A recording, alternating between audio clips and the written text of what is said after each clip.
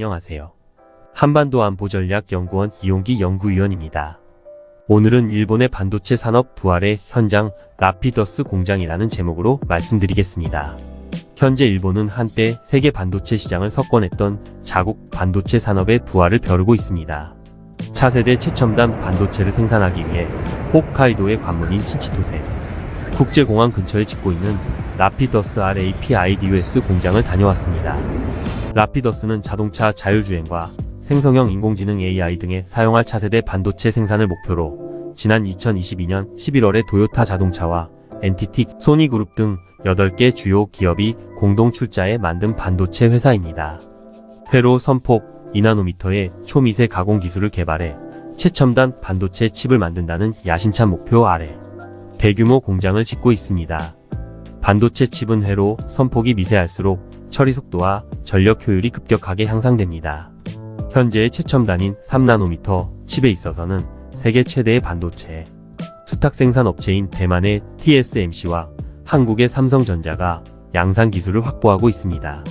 일본은 아직 40나노의 제조 능력만 갖고 있어 기술력이 한참 뒤떨어진 상태입니다. 그런데 40나노에서 2나노로 도약하여 세계 반도체 시장의 실질 회복을 꾀하고 있습니다.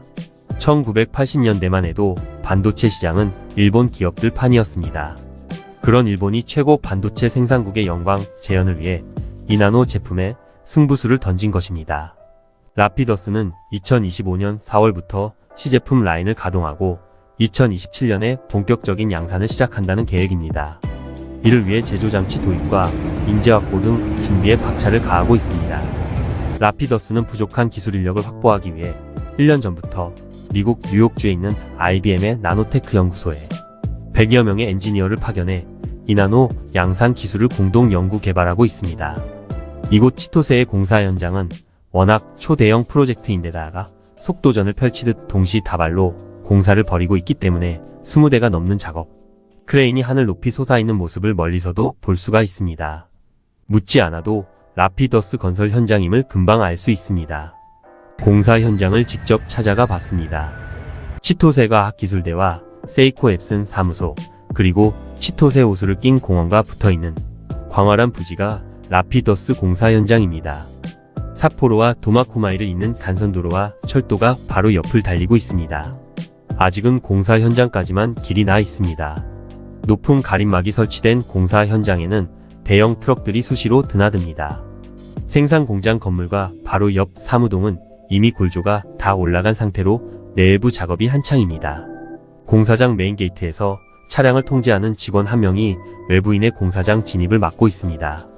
사진을 찍기 위해 문 쪽으로 접근하자 직원이 제지하며 사유지라 외부인이 접근할 수 없다고 설명합니다.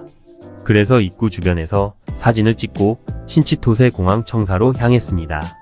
주변에 산이 없고 숲만 있는 평탄한 지형이라 공항 청사에서 라피더스 현장을 볼 수 있을 거라는 생각이 들었습니다. 공사 현장에서 치토세 공항 청사까지는 10분 정도 걸립니다.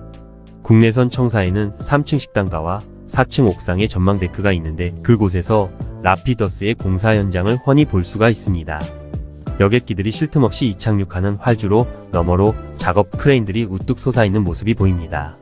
라피더스 공장이 이곳에 세워지게 된 것은 국제공항이 붙어있고 홋카이도 최대 공업항인 도마코마이도 멀지 않아 교통이 편리한 데다 반도체 제조에 필수적인 수자원과 재생에너지가 풍부하다는 점이 입지적으로 고려됐습니다.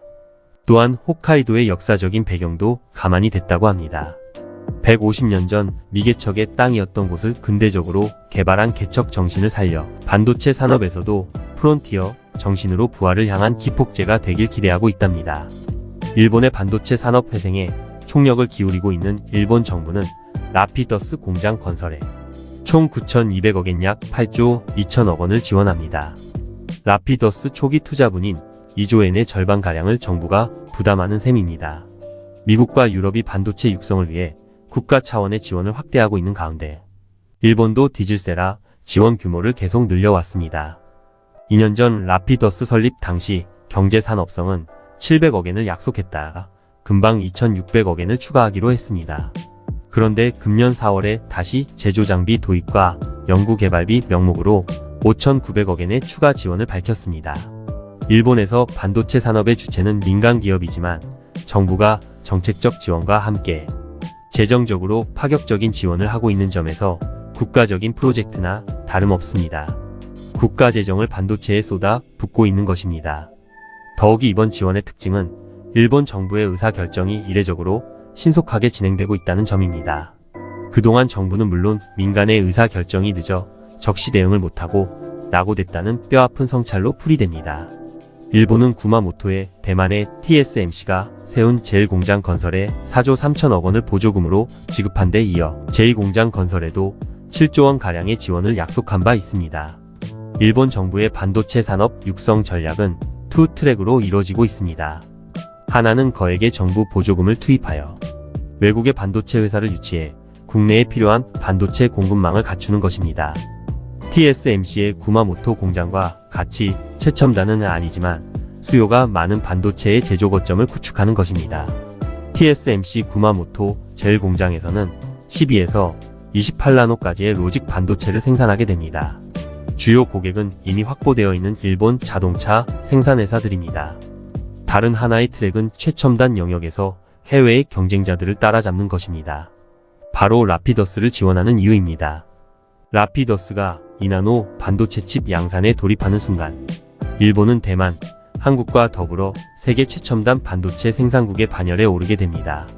일본이 반도체 산업에 올인하는 배경에는 자국의 경제 안보를 비롯한 국가 안보 차원의 목적이 있습니다. 세계 반도체 생산의 대부분이 대만과 한국에 집중돼 있어 반도체의 안정적 공급이라는 측면에서 지정학적 리스크를 우려하고 있습니다. 그래서 미국이 주도하는 글로벌 서플라이 체인의 틀 속에서 동맹국이자 우호국이라는 지위를 활용해 자동차 등 경쟁력 있는 산업에 필수 불가결한 반도체의 생산 공급망을 마련한다는 보관입니다. 또한 반도체가 드론과 전투기, 잠수함, 미사일 등 첨단 무기 제조에 없어서는 안 되는 부품인 만큼 첨단 반도체 생산은 전쟁 억지력을 확보하고 국가 안보를 튼튼하게 하는 투자라는 것입니다. 라피더스에 대해서는 일본에서도 우려의 목소리가 있습니다. 세계적인 기업들이 도전하고 있는 최첨단 분야에서 비약적인 기술로 양산을 개시한다고 해도 가격, 경쟁력이나 수익성을 확보할 수 있을지 불투명하다는 점입니다. 또한 앞으로 사업 확장 등을 위해 3조엔 정도가 더 소요될 것으로 보이는데 자금 조달 계획이 확실하게 마련되지 않은 점도 장래를 불투명하게 하는 요인이라고 합니다. 미래의 생활 모습을 획기적으로 바꿔놓을 반도체 산업의 우위를 점하기 위해 세계는 그야말로 쩐의 전쟁을 벌이고 있습니다. 주요국들이 막대한 재정을 앞다퉈 투입하고 있습니다. 메모리 반도체에 관한 한 세계 1등국인 우리나라지만 최첨단 반도체 분야 경쟁에서는 뒤처질지 모른다는 우려가 커지고 있습니다. 그런데도 우리는 주요 반도체 기업의 투자에 대해 세액 공제 정도의 지원만 하고 있을 뿐 재정 투입은 말도 꺼내지 못하고 있는 실정입니다. 우리나라에서 삼성전자나 SK하이닉스 같은 민간 기업의 반도체 산업 지원 명목으로 일본처럼 추경 예산을 편성해 국가 재정을 투입하려고 하면 어떤 일이 벌어질지 궁금합니다. 아마도 재벌 기업에 대한 특혜 시비가 벌어지지 않을까 싶습니다. 국내 문제에만 집착하는 근시안적인 사고를 버리고 글로벌한 세계의 움직임을 바라볼 수 있어요. 구한말과 같은 역사의 과오를 되풀이하지 않을 것입니다. 시청해 주셔서 감사합니다.